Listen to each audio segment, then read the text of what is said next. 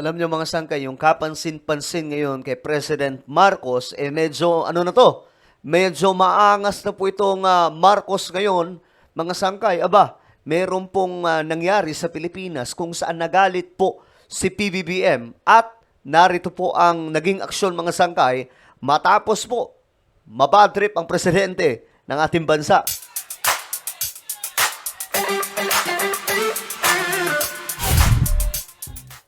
So gaya nga ng sinasabi ko mga sangkay, medyo iba na po itong klaseng BBM na nakikita po natin ngayon. Ito po yung other side ng isang Marcos na matapang, no? At mayroon pong nangyari mga sangkay kung saan nabuisit na po yung presidente natin. May nadiscover po kasi siya. Pag-uusapan po natin yan, mga sangkay, anyway, bago tayo magsimula, no? Sa mga hindi pa po dyan nakakapag-subscribe, tayo po ay 1.52 million subscribers na. So makikita nyo po yung subscribe button sa baba ng video na to. I-click nyo lamang po yung subscribe, i-click ang bell, at i-click nyo po yung all. Sa mga nanonood po sa Facebook, i-follow nyo po yung ating Facebook page. Shoutout ka pala sa lahat ng mga solid sangkay na nanonood ngayon. Ngayon, ito nga po mga sangkay, ang balita. Tingnan po natin. Galit at dismayado ang ating Pangulo? So ano ba ang nangyari mga sangkay? Bakit galit at dismayado ang ating Pangulo? Ito ang nangyari mga sangkay. Yung nadiskubre ni PBBM sa isang lugar mga sangkay doon po sa Siquijor, talagang ang lala. Dahil napakalaking problema ang dinadanas ng ating mga kababayan dito sa Siquijor. Dahil nga sa kakulangan ng pag-provide ng kuryente, ng power. At nagkaroon ng sitwasyon na napakahaba ng blackout. Kung minsan yung mga ibang residences, may kuryente sila 2 oras lang, 5 oras lang sa isang araw. Grabe, Kaya no? binago na namin yun. So because it is... Alam niyo ang kinagandahan po kay PBBM, I don't know kung napapansin niyo ito, mga sangkay. Isa lamang po ang nakita kong presidente na napaka-hands-on sa mga nangyayari sa ating bansa. May mga pinupuntahan po kasi siya. Halimbawa, yung San Juanico Bridge, nagkaroon ng problema. Pinuntahan po niya. Mga sangkay. Eto, na pag-amlaman na sa Siquijor may problema sa supply ng kuryente, at dito nga po, nabadrip ang presidente natin. At ngayon, mga sangkay, eto po, nakita po mismo niya. Yung prime water, naalala niyo mga sangkay, na itapik po natin yan. Pinuntahan po niya yung mga eskwelahan doon sa Bulacan. Pagpunta niya doon, na-witness ng dalawa niyang mata. Walang supply ng tubig mula sa prime water. Kaya ngayon mga sangkay, nakikita ko po talaga, hands-on ang presidente natin eh. Marami po siya ditong mas madidiscover pa. This situation, the people that are the victims of this situation are the ordinary people of Siquijor. Correct, mga sangkay. Alam niyo, ito yung problema. Kapag sinasabotahe po yung mga bagay na para po sa bayan, dahil po sa mga sariling interest, dito mga, alam nyo na yan, mga sangkay, yung mga nasa rurok, nasa kapangyarihan, talagang nagsasuffer yung taong bayan. Buti na lang yung presidente natin pumunta dun.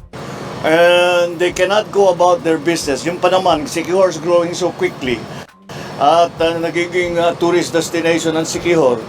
They are losing that opportunity to develop dahil nga dito sa kakulangan ng kuryente. Kaya ang ginawa natin, at least in the short term. In the short term, nagpapunta tayo rito ng mga genset.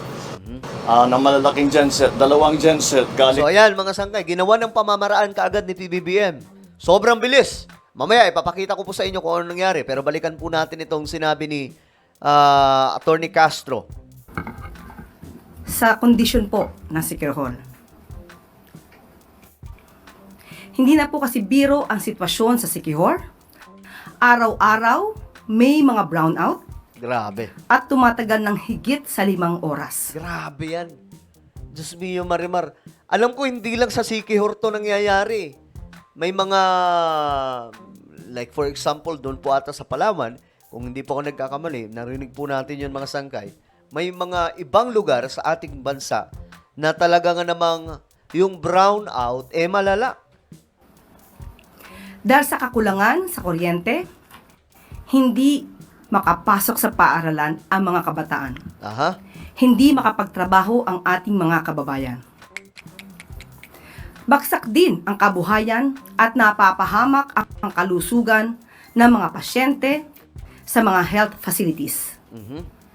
Problema na rin ang supply ng tubig. Grabe. Dapat managot ang mga nagpabaya. Nako. Alam nyo, mga sangkay, yari talaga sila dito kay PBBM. Kaya umabot tayo sa sitwasyon na ito. Ang sabi, dulot ito ng kakulangan sa power supply at lumang power facilities. Kulang din ang pondo upang bumili ng spare parts at ayusin ang sirang generators. Hindi katanggap-tanggap sa Pangulo ang mga dahilang ito. Nako. Kaya't agad pong naglabas ng direktiba ang Pangulo para tugunan ang problemang ito. Una, inutos niya ang immediate deployment ng karagdagang generator sets. Parating na ang 1 megawatt modular genset bunga ng koordinasyon sa pagitan ng National Electrification Administration. So, pwede naman pala mangyari na mabilis ang aksyon, mga sangkay, no? Kailangan lang po talaga kalampagin, eh. So, pambihira talaga itong nangyayari ngayon sa ating bansa. Alam ko, marami po. Hindi lamang po yung sa Siquijor, Mr. President. May iba pa pong mga lugar sa Pilipinas, mga sangkay, na maging ang supply ng kuryente, pinababayaan po nito mga namamahala. No? Ngayon, mga sangkay, ito yung good news. After po ng mabisto ni PBBM yon, mga sangkay, ayon po dito, matagumpay na naibalik ng National Electrification Administration ang matatag na supply ng kuryente sa lalawigan ng Siquijor. Congratulations po sa mga taga Siquijor. Alinsunod sa direktiba ng Pangulong Ferdinand Marcos Jr., ito'y nagwakas sa ilang araw na sunod-sunod na regional brownout na nakakaapekto sa libu-libong pamilya, negosyo at paaralan sa lalawigan. Kita nyo mga sangkay yung perwisyo na inaabot nila. Personal na inaksyonan ni Pangulong Marcos ang sitwasyon noong June 11. Inatasan si NEA Administrator Antonio Mariano Almeda na agad resolbahin ang krisis. Binigyan ng Pangulo ng deadline hanggang June 15 para maibalik ang normal na supply ng kuryente. O ngayon, mga sangkay, diba? Okay na. Kasi nga po, kinalampag ng presidente. Pero kung hindi po nakita ng presidente yon, ay kawawa po talaga yung Siquijor. Pagsapit ng June 14, natupad ng NEA ang utos ng Pangulo, kita nyo, sa pamamagitan ng mahigpit na koordinasyon. Bad trip na po yung presidente ng Pilipinas. Sa province of Siquijor Electric Cooperative, pinabilis ng NEA ang pagkukumpuni sa mga power generation sets ng Siquijor Island Power Corporation. Tumulong din ang NEA sa pagdadala at pag-install ng generator set mula sa Palawan Electric Cooperative, habang ang karagdagang gensets na nirenta mula sa SIPCOR ay nagpatibay sa supply ng kuryente. Ito yung mga nagkomento, mga sangkay. Galing talaga ni PBBM. Ang presidente may malasakit. Good job, PBBM.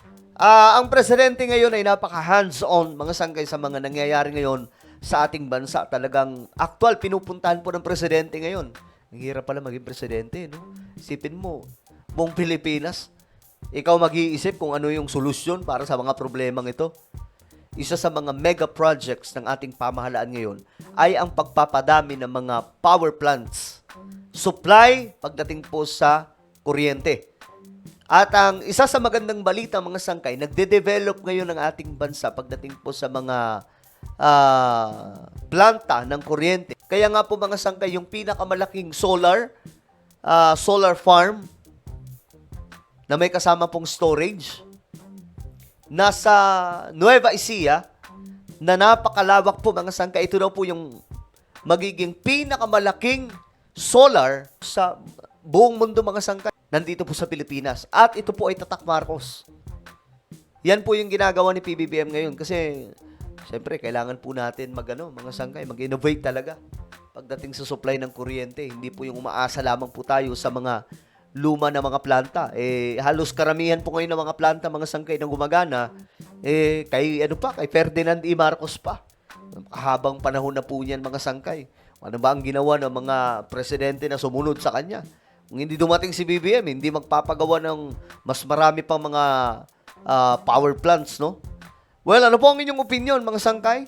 Comment down below. Meron po tayong YouTube channel, Sangkay Revelation. Hanapin nyo po ito ngayon sa YouTube. Kapag nakita nyo na, i-click nyo po yung subscribe, i-click ang bell, at i-click nyo po yung all.